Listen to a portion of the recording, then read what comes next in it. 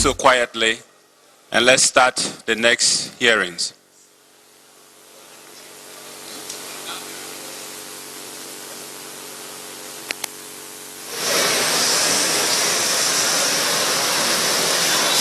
Shall we please stand as we administer the oath?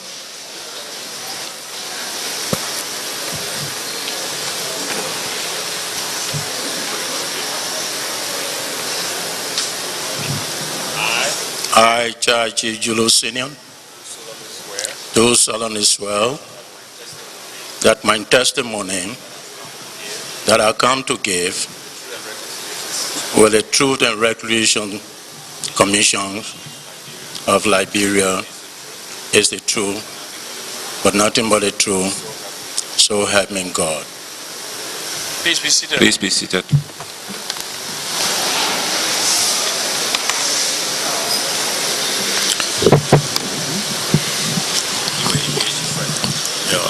Good afternoon, Mr. Witness. Good afternoon.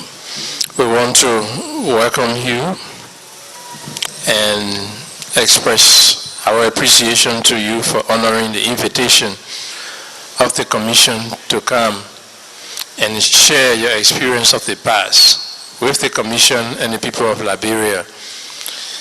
As you know, the TRC grew out of the Accra Peace Agreement, and it was necessary after a long period of conflict for us as Liberians to sit together, discuss the past, find out what were the problems, understand the past, and provide a basis for national reconciliation.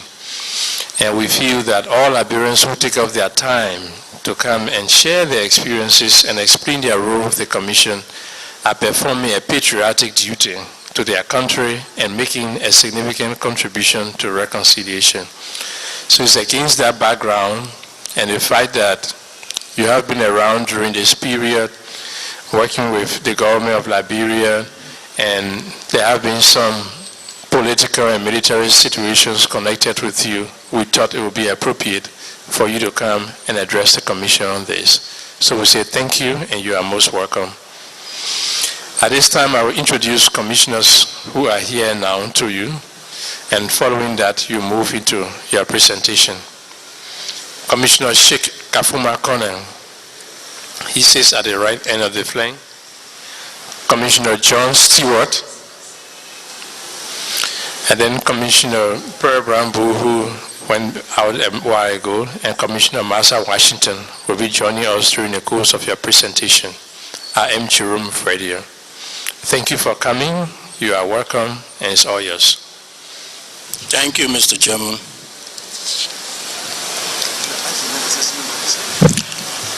Mr. Chairman,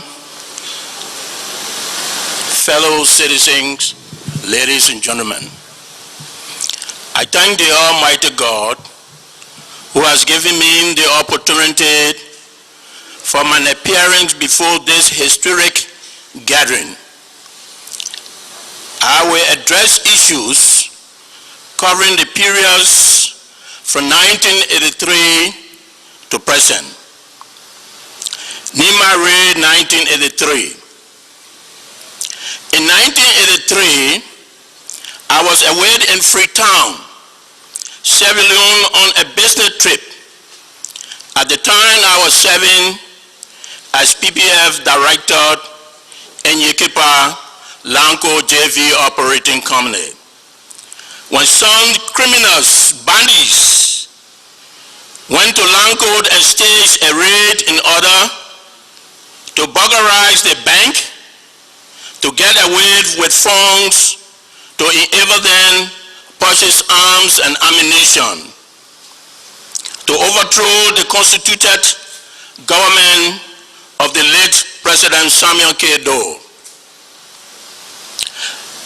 These bandits were D.K. Wangsilid, Eugene Kedas, Samuel Doki, Joe Cooper, Cooper Miller, Cooper Tiet, and others.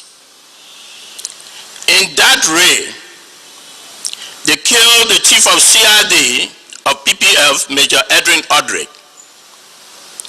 Agent Joseph Frumo, and David Jala.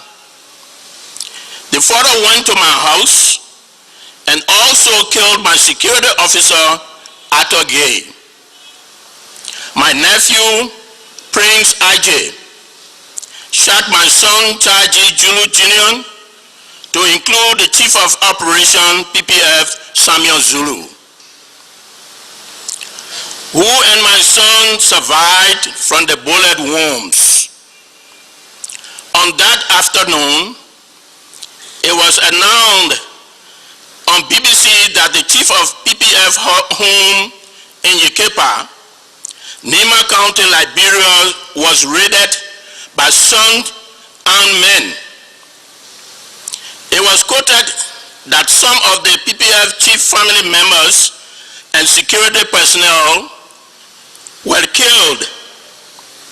The managers of the hotel I reside in informed me that there was problem in Yekepa, Nima County, Liberia, and that some of my family members were killed by armed men.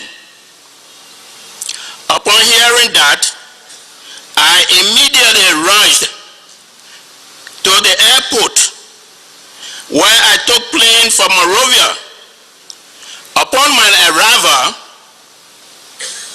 I went to the executive mansion and informed the president about the incident. In reply, the president told me that he has already been informed and that I should not take the law into my own hand. The government was investigating the matters. When I arrived in Yekepa, I was taken to the hospital where my son was lying in a pool of blood and the bodies of those that were killed showing to me. I then arranged with the head doctor for the transfer of my son to West Germany for proper medical treatment. Chaji Julu Jr. and the head doctor were taken to Germany on the KLM flight. The bodies of those that were killed turned over to their respective family members for burial.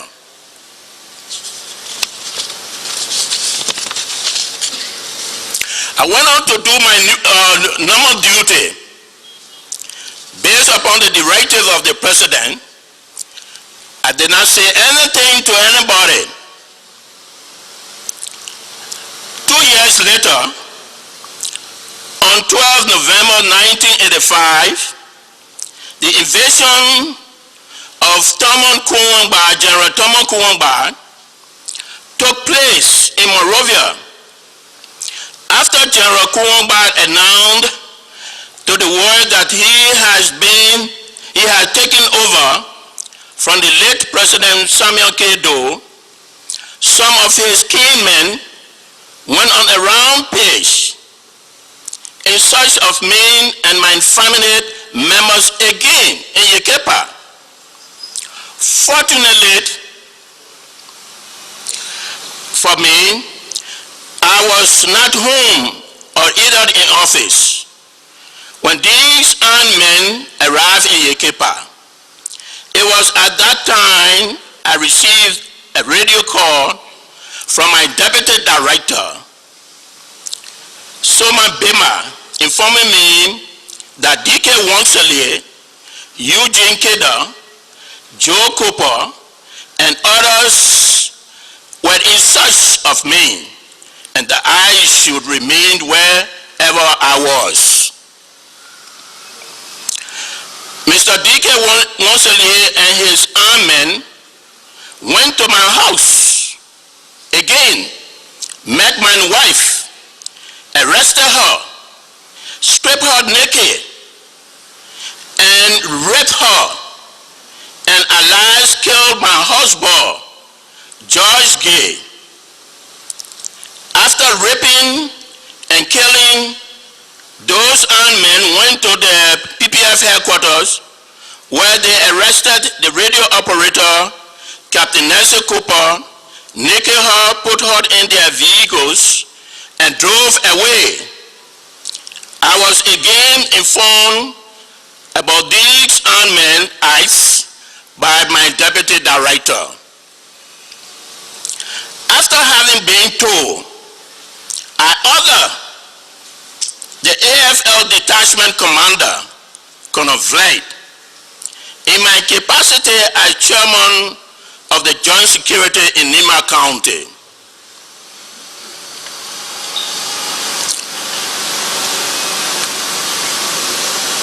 and in that process, they attacked the soldiers in a chain of gunfire. He once again and some of his men met their untimely death, and their bodies were brought to the headquarters. Later, I went to my house where I met my wife naked, unconscious. I took her to the hospital and later fled her to Freetown for medical treatment, but she later died. Looking at those situations from 1983 to 1985, I decided to resign my positions 1986, both in private and government. Back into the military 1987. In August 1987, I received a directive from the late President Samuel K. Doe that I should report to the executive mansion immediately. Upon my arrival, I was told by the President that I was reinstated into the active service of the Armed Forces of Liberia, AFL, and that I should report myself to the Defense Minister to be commissioned and for the supplies of uniform. Subsequently, I was commissioned as Brigadier General